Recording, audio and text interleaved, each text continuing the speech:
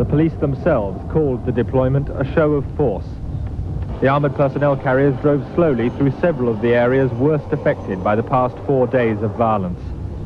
The display of strength was intended to deter blacks from further looting and burning, also to reassure the Indian community, who've complained that the authorities had done little to defend them.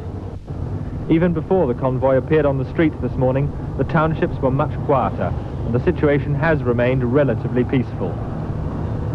South Africa's foreign minister today increased speculation that the imprisoned black leader Nelson Mandela may soon be set free. I think there are members of the South African government who believe that he has been in jail for many years and ought to be set free.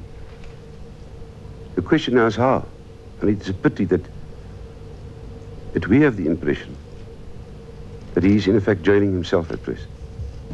The house in Soweto, where Mandela lived before his arrest in the early 1960s, still stands ready for him, with photographs of him on display.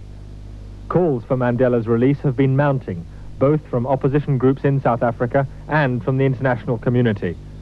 A majority of blacks regard Mandela as their sole authentic leader, the man who should be allowed to negotiate with the government over demands for black majority rule.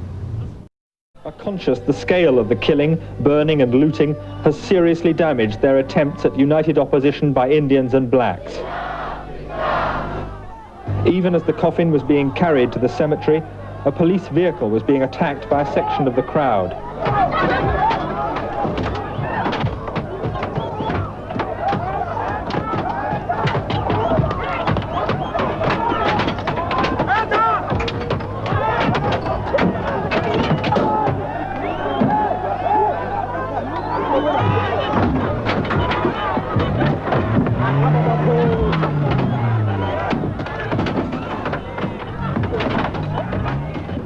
The black police driver rammed one of his attackers against the side of a bus.